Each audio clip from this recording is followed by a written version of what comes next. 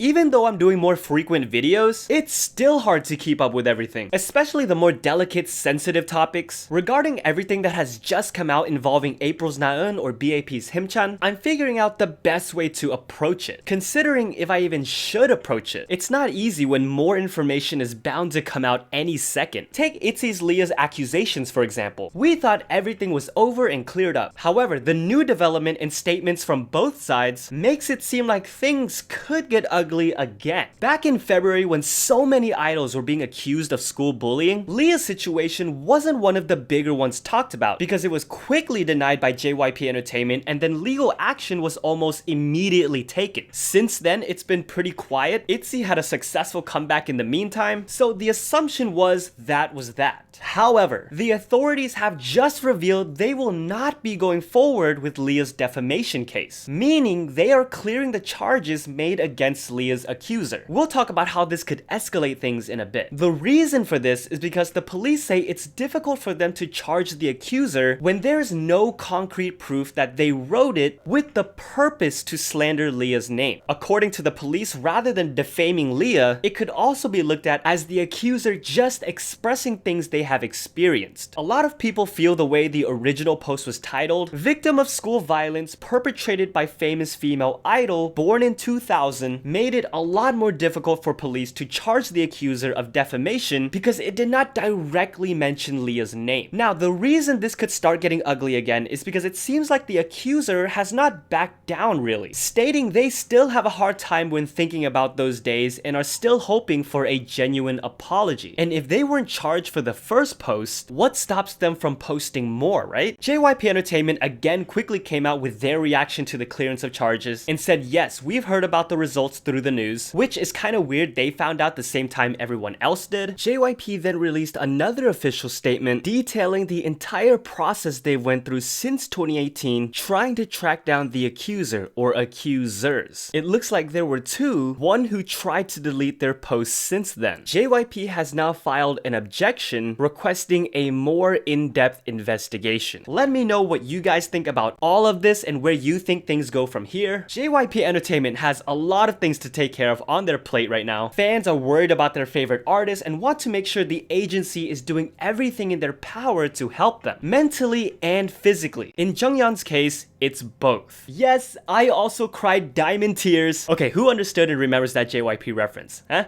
Anyway, when Jeongyeon surprisingly came back earlier this year and then announced she would be participating in TWICE's comeback promotions, which is currently going on. A big part of that was because I took it as a sign she was healthy mentally and physically. Remember, her hiatus was for professional medical measures for her anxiety, but she was also dealing with a herniated disc and had to get neck surgery. During a recent performance of Alcohol Free though, fans noticed her wincing in pain at certain moments. There were points in time where she seemed like she was trying to control her expressions, holding back pain. Not only that, but she was not present for the live interview. Keep in mind, she also apparently lost a lot of weight before this comeback, reportedly almost 18 pounds. So I'm worried that may have affected her energy levels, in turn affecting her neck and recovery. I remember seeing people commenting on her weight when she came back, which I don't understand. Hopefully that's not the reason she lost weight. Jeongyeon, if you need to go back on hiatus, I think fans will completely understand if you want to, if you need to. Like I always say, I would much rather not see the idols than see them suffering on stage. So, like I mentioned in the beginning, there's a lot to still talk about, and the week is only starting, so stay tuned. We haven't even mentioned the BTS muster yet, but we'll do that just as soon as RM finds the right camera.